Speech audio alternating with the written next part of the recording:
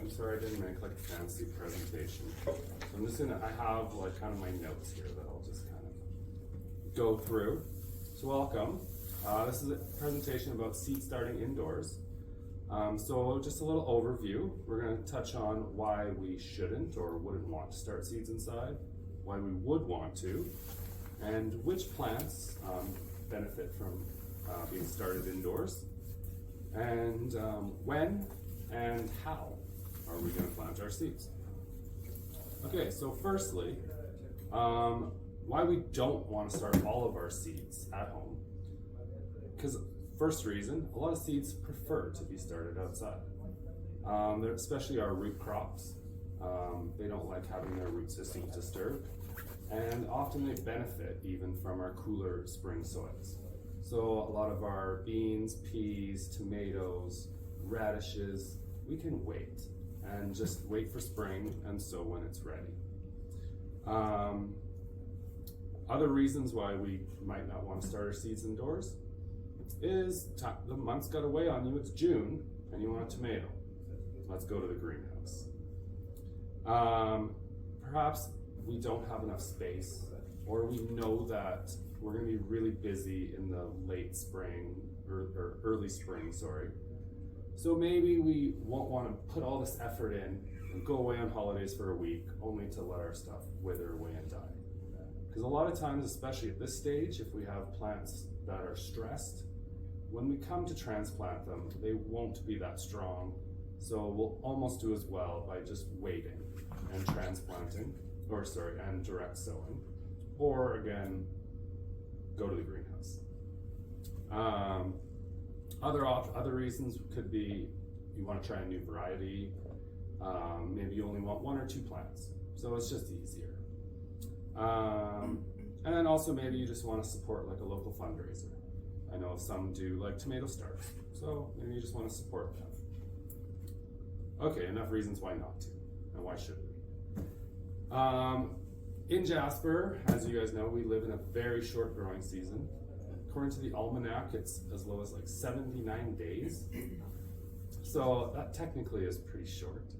But sometimes you never know. We've had frost as mid-June. Sometimes we've had frost like in early May, and that's it.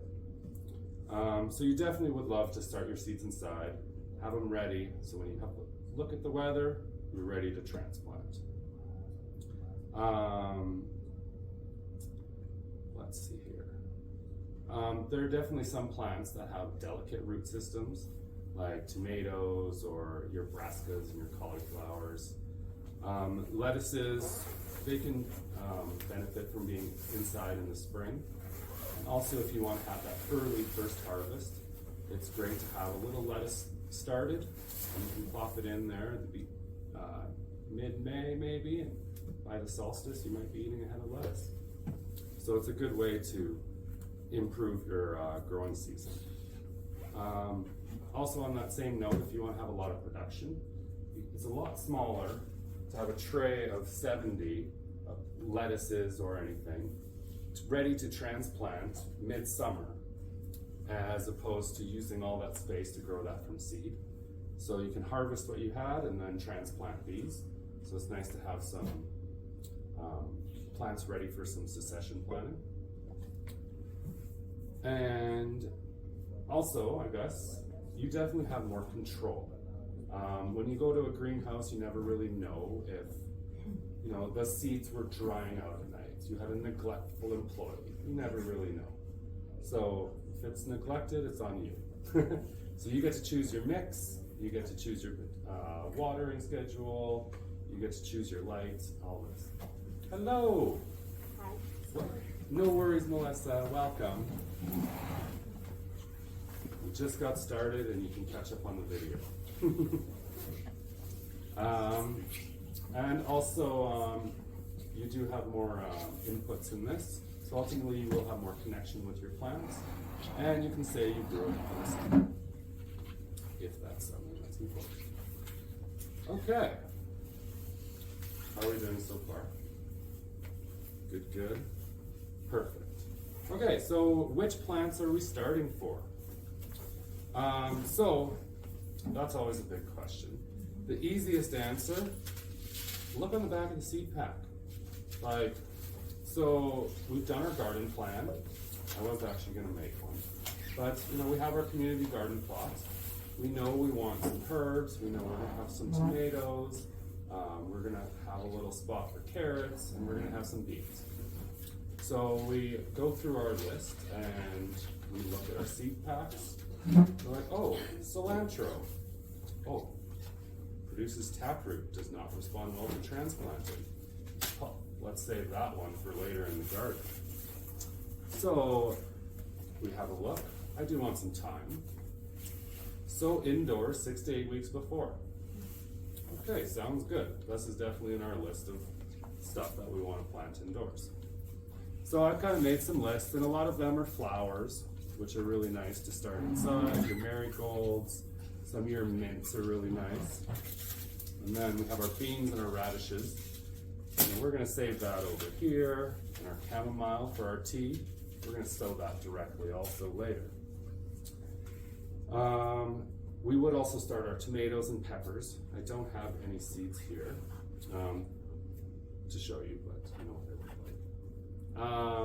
And today we're actually gonna start some basil.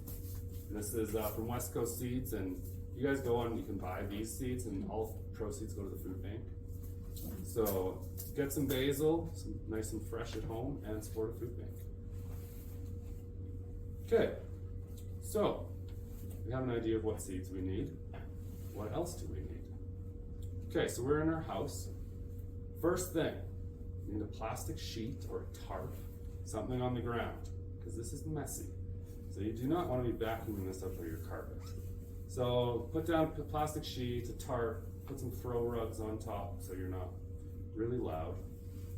And then you need a table. Then we need seed starting mix.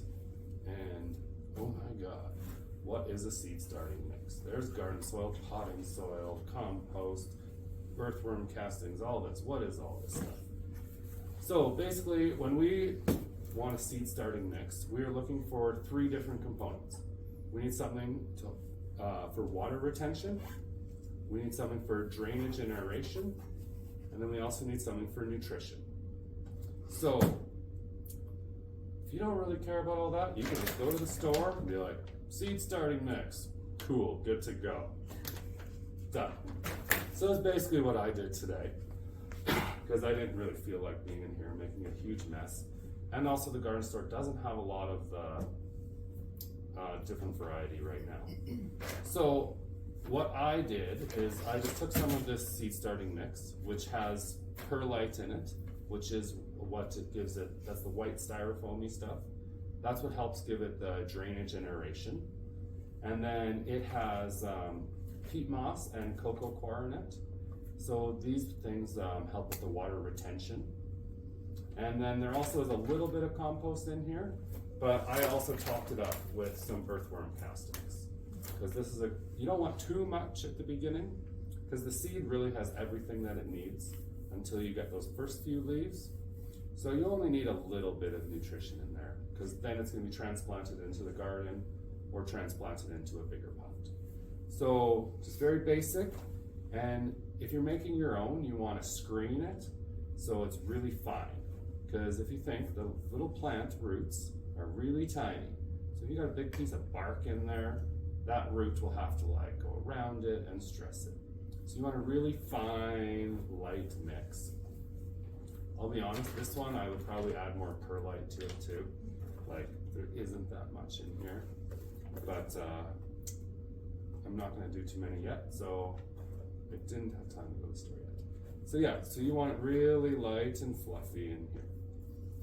Okay, finer texture. You wanna make sure you have the really good quality stuff. You don't want to use like old garden soil or something that's been sitting out or that you've used before, because there'll be little bugs in there, which outside is not a big deal. But when you're bringing it into your house, there's none of the pests and everything to keep them in check. So it's not a good idea to use old garden soil. So you can either get fresh peat, Compost from your garden, as long as it's well screened, is perfectly fine. But yeah, otherwise just make sure you have good quality stuff. Yes, Karen? What about seeds and how long, like if I had seeds from last year still, Yeah. do they last quite a while, or do they, I know they're cheap to buy anyways, but I still like to waste things. Of course. So are they still good, generally? Generally. Again, it depends how they're stored. If you have them on the windshield of your car, probably not. No. So I keep all my seeds in like a cooler and try and keep it as cool and average temperature as possible. Then they'll last a couple years. And side noting, if you are curious, you can take a few of your seeds. Well, you can look at the date, and if they're a few years old, you can take some, put them on a paper towel, get the paper towel wet. So you do like 10 seeds, and you see how many germinate, and then you'll get an idea. So if you get a really low germination rate with that test, then when you actually go to planting, you'll just plant more. So like maybe you'll plant 4 seeds per pot instead of 2. Like last year when I was on the farm, I had these romaine lettuces. It was like 100%. So the first few times I was planting 2 per tray, or 2 per pot, and I was snipping every one. So then I was like, nope, I trust it, and I would just plant 1. So once you have an idea of your germination rate, then you can go from there. But yeah, usually 2 or 3 years for the seeds is most likely good. Yeah, so then we need a bin for holding your soil. I'm actually going to be using this Rubbermaid. I'm just using it right now to prop up my computer. But yeah, something with a lid, so then you can make a whole bunch of mix so it's ready to go. So what we would do, then we need containers. So really, you can use any kind of different containers. You can go to the store, you can buy some. And these I've never used before, but they seem kind of cool. They're cocoa core. So this is similar to peat moss, but it's from coconut instead of the sphagnum peat bogs. So yeah, you can plant right in that. You can use solo cups. You can use these little kind of pots, reuse them. These cute little ones here. Cups.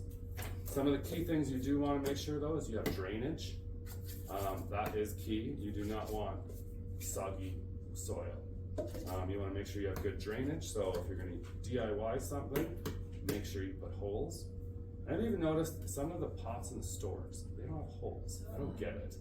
So like they want you to just hurt yourself trying to hammer on a table with a nail.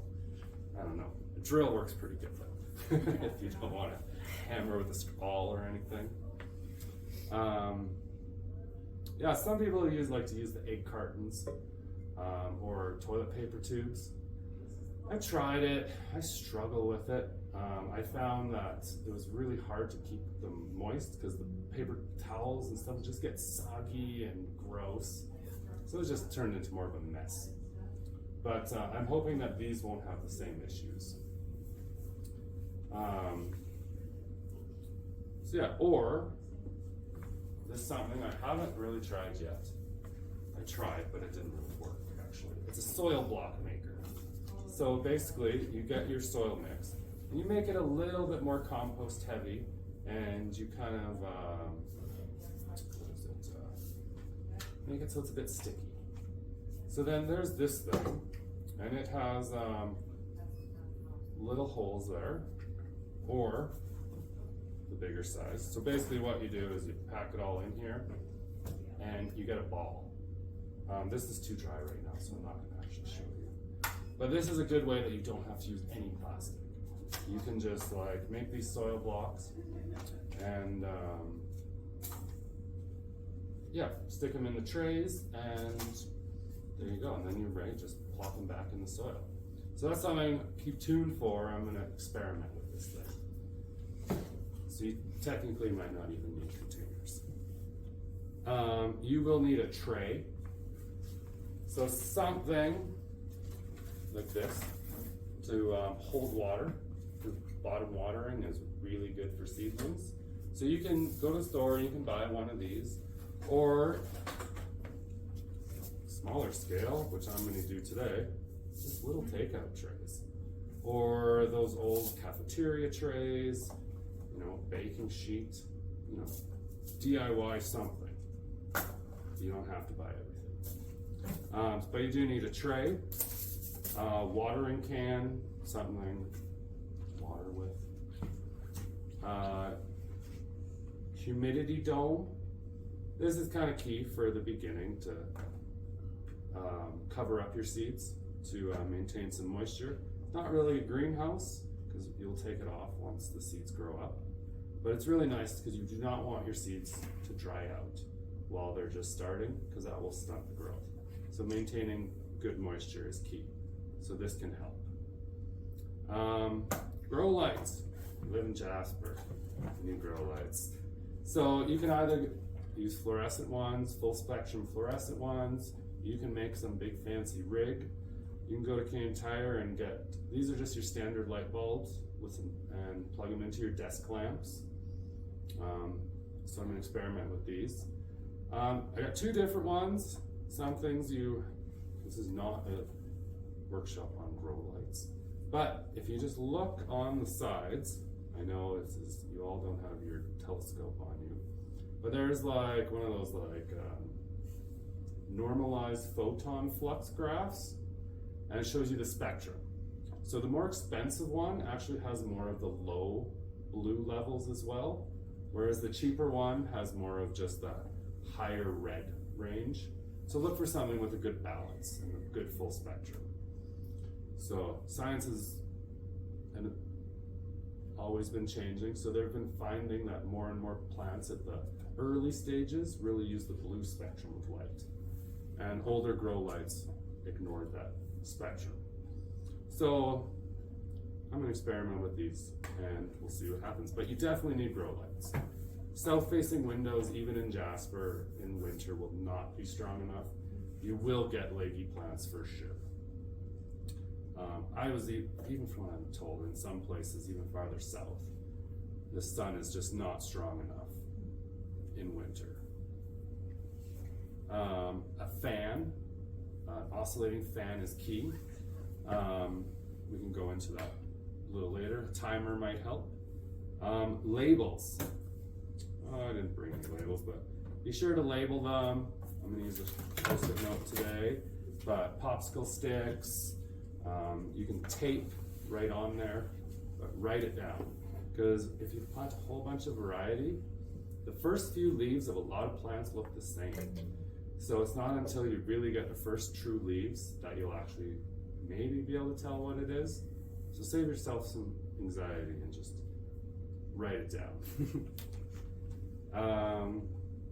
Calendar or garden book, kind of keep an idea of which day you which day you started seeds, what your expected transplant day is, and it's just good to have a log of what you're doing to keep you on track.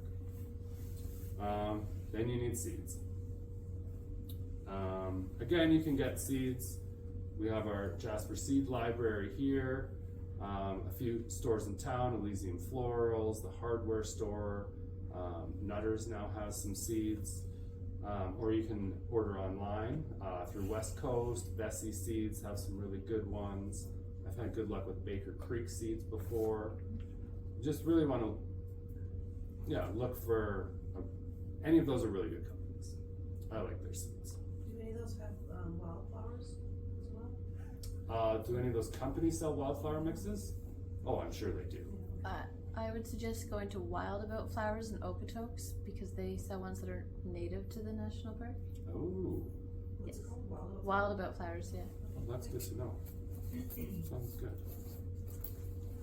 Okay. So that's pretty much everything that you really need.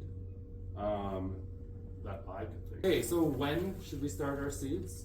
Look at the package. For the most part, 6 to 8 weeks before. So in Jasper, according to the almanac, June 2nd to 12th is our last frost date, which is pretty crazy, but I feel like if you're gonna be planting tomatoes or anything, you probably have some sort of protection anyways. So So I would probably go for June 1st, let's say. So then April 1st would be kind of 8 weeks from there, which isn't necessarily too bad. I know there'll be a lot of people out there who'll be like, I have my tomatoes started already. Fine. But sometimes you don't want that. You don't want to start too early, because then the plants can just either get root bound and then just be stunted once you go to transplant, or you have to keep up potting them, which if you're going to plant your tomatoes in the end in a container, maybe it's not a big deal. So in theory, yeah, 6 to 8 weeks before. So we still have time. Nobody has to go home and start their seeds tonight. We still have a couple weeks to go. Maybe with some herbs, you could start right away too if you wanted. Some seeds will have like particularities, such as they want you to put them in the freezer before, or put them in the fridge for a while. Some need soaking. And this is either stratification or scarification. So these are like fancy terms for the natural process a seed would go through in nature. So a seed would really have to survive out through the winter. So it survives through the freezes and thaws. So some plants need certain techniques to be done to mimic that process in nature. So like strawberries, good idea to freeze them. Parsley, good idea to freeze your seeds before you plant them. So just check the seed packs and then adjust that into the time. So I wanted to do strawberries this year, and then I found that they're supposed to be in the freezer for a month. And I was like, well, guess I missed that date. So I think I'll be going to the nursery and buying my strawberries this year. Okay, so getting started. Choose the seed. I've already chosen it. We're gonna do the basil. So we gotta find a seed, find a container, the appropriate size. So typically the smaller the better. You want it to be at least like 2 cubic inches. Otherwise it'll be just way too small. But you also don't want to start it too big. Otherwise it'll be way harder to maintain consistent moisture, and yeah, there's just way too much soil temperature. So the smaller ones are just a lot easier. Okay, so then we have our seed mix we already made. We're going to lightly fill the containers. Sometimes I just like to tap it down a little bit. And then, oops, I don't have the lid on yet. We're going to put these in the tray. Oh look, I already did 6. So lightly fill them, put them in the tray, and then we're going to take some water and we're going to bottom water these. So you're going to want to do this ahead of time. So I did this earlier, and wow, it really soaked that up. So yeah, put a bit of water in there and let it soak in, and that will wick the moisture up. So we've pre-hydrated our soil. So then, again, if we had to do any of the soaking or anything, you would have done that. So then planting our seeds at the appropriate depth, looking at the seed pack, 1 centimeter deep. Okay, sounds good. And keep moist until seeds germinate. Perfect. So we're going to, I should have done this first. We are going to, oh wait. So I like to use the back of my Sharpie. It's usually a pretty good thing. Pop a little hole in there.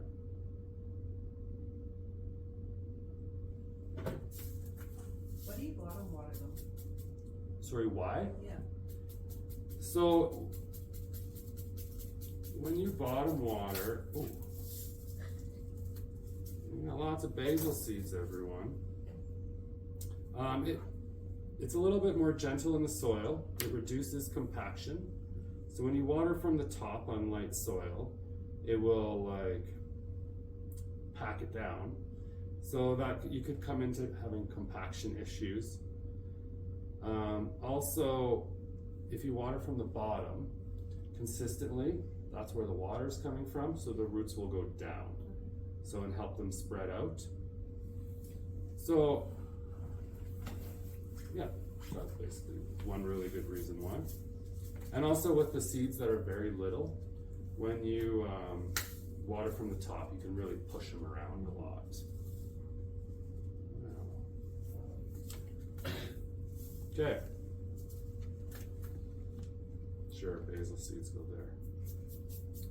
So then we have our little hole there, our seeds are in it.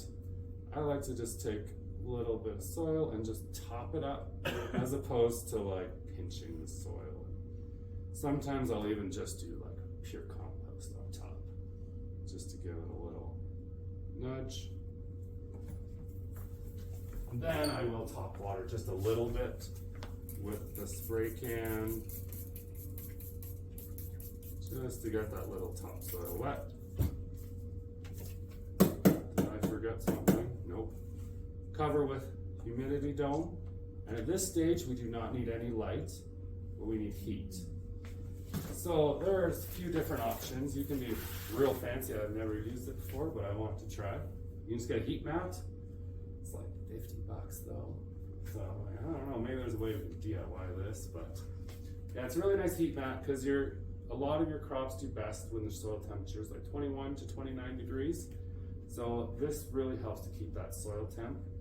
Because I know last year I had a lot of issues at my house because I was kind of by the window and then the door would open and close, so stuff would get cold.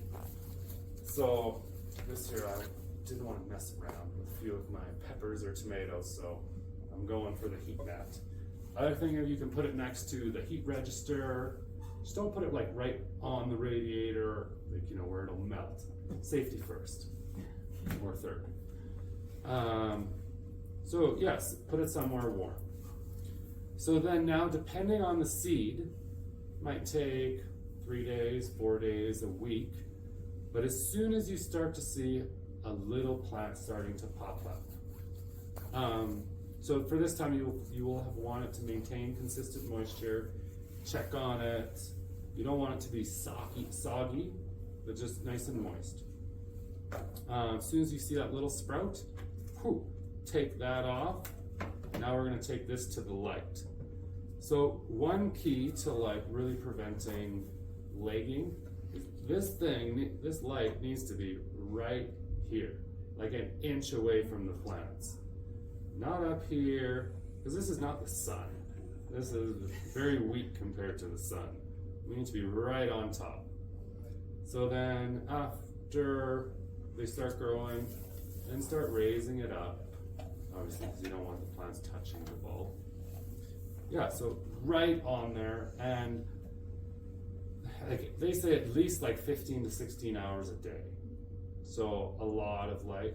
And then it also needs that extra time, that 6 hours of dark. So 15, 16 hours a day, roughly. Keep the light close. We're gonna get our sleep.